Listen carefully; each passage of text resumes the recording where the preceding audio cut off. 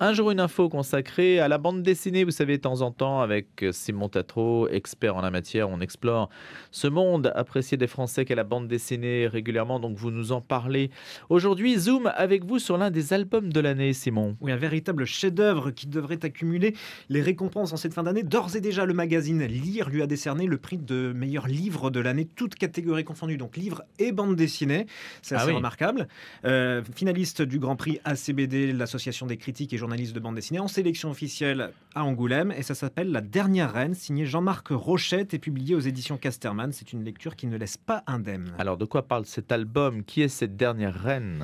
Eh bien, à présent empaillé et exposé au Muséum d'Histoire Naturelle à Grenoble, la dernière ours tuée dans le Vercors en 1898 est le point de départ de ce récit.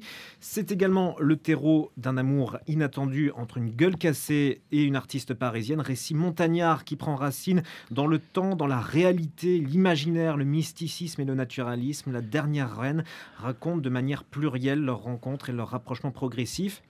Lui, Édouard, est revenu de la Première Guerre mondiale défiguré à vie, s'obligeant à vivre avec un sac sur la tête pour ne pas effrayer ses concitoyens. Elle, Jeanne, est sculptrice animalière dans le rude milieu artistique parisien d'après-guerre.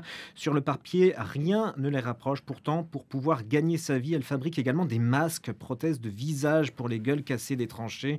Alors, sublimé par un dessin merveilleusement brut et une mise en couleur sobre, jouant sur les masses et les ombres, leur amour est une initiation pour Jeanne et un retour à la vie pour Édouard. Leur relation forte les fait immédiatement communier entre eux et avec leur environnement, profitant du statut de Jeanne pour écorcher un monde de l'art qui ne l'avait jamais vraiment compris, qui ne lui avait jusqu'alors jamais porté grand intérêt. Jean-Marc Rochette s'appuie surtout sur Édouard et son expérience pour parler de la condition animale, du lien entre l'homme et la nature, de son respect et de son exploitation, et donc d'écologie. Et justement, un mot de l'auteur, Jean-Marc Rochette, un amoureux de la montagne, bien connu. Oui, nouvelle déclaration d'amour de l'auteur aux montagnes, en particulier au massif du Vercors. Sa dernière reine est en effet avant tout une ode à l'importance et à la beauté de la nature. Comme dans ses deux derniers récits, Elle froide et Le loup, elle prédomine et prend une place centrale, du bleu du ciel au blanc de ces montagnes enneigées.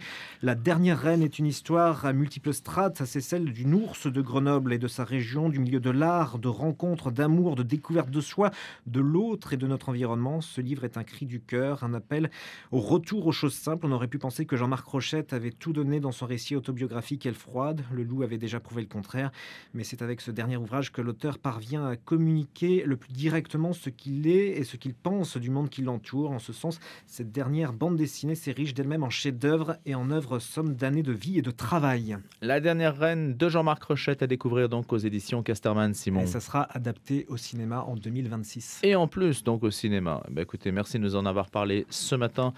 Aux éditions Casterman, donc La dernière reine de Jean-Marc Rochette, un jour une info, signé Simon Tatro.